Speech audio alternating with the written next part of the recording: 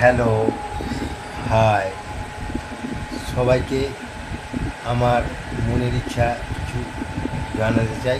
আপনারা ভালো লাগলে একটু সাবস্ক্রাইব করবেন এটা, বা দেখবেন, অনুভব করবেন, ভিডিওটাকে ক্লিক করবেন। আমি আজকে সারাদিন বিশাল পরিশ্রম করে আমার একটা ছোট্ট বাগান আছে, সেই বাগানে গাছপালাকে জল ফল দিয়ে হঠাৎ খবর এলো আমার দিদির বাড়ি যাওয়ার জন্য। আমি দিদির বাড়ি গেলাম। সারাদিন ছিল মেঘাচ্ছন্ন ভাব, অথচ গুমোট। সেই কষ্টের মধ্যে দিয়েও আমি আবার গৌরবতার দিদির বাড়ি গেলাম। যাওয়ার পরে দিদিকে খুব আপ্যায়ন করলো, মাছ, মাংস, সবজি, নানা রকম কিছু খাবার খাওয়ালো। সেটা তৃপ্তি করে খেলাম। দিদির হাতে ছোঁয়া, মানে মায়ের ছোঁয়া, সেই খাবার খেয়ে আমি খুব তৃপ্তি। এবং খাওয়া দাওয়ার পরে এবার আবার ভাগনা এলো, কাজের থেকে এলো 2টোর সময়। তো আমি ভাগনাকে বললাম, চলো আঁশফল কিছু বাড়া হবে। আঁশফল গাছে উঠে তো ভাগনা 2-4টে ডাল কেটে দিল। দেওয়ার পরে সেই আঁশফল নিয়ে আমি এখন বর্তমানে আমি ওই বুড়ুল পাকুরতলা শ্বশুরবাড়ি উপস্থিত হয়েছি।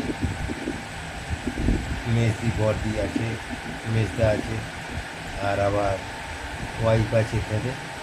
আমি এলাম, এসে ওরা তো খুব আনন্দিত হলো ওই হাসপাতাল দেখে, তখন খেতে লাগলো।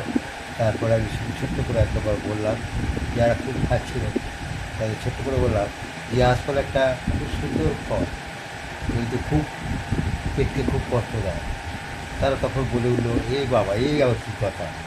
তা আমি তখন বললাম যে আঁশফল খেলে পেট ভরায়, সেই হিসাবে আমি বললাম আঁশফল একটা বিশাল ভালো ফল, খেতে খুব সুস্বাদু, অথচ মজা, কিন্তু খুব পেট কামড়ায় বা গ্যাস হয়। বলার সাথে সাথে সবার মধ্যে যেন একটা ছোট্ট হয়ে গেল। কিন্তু এখন সেসব সময় কেটে যাওয়ার পরে একটু চা খেলাম, তারপরে তেলে ভাজা মুড়ি খেলাম। এখন নানান রকম কিছু খাবার করেছে আবার শালিরা, সেগুলোকে খাবো।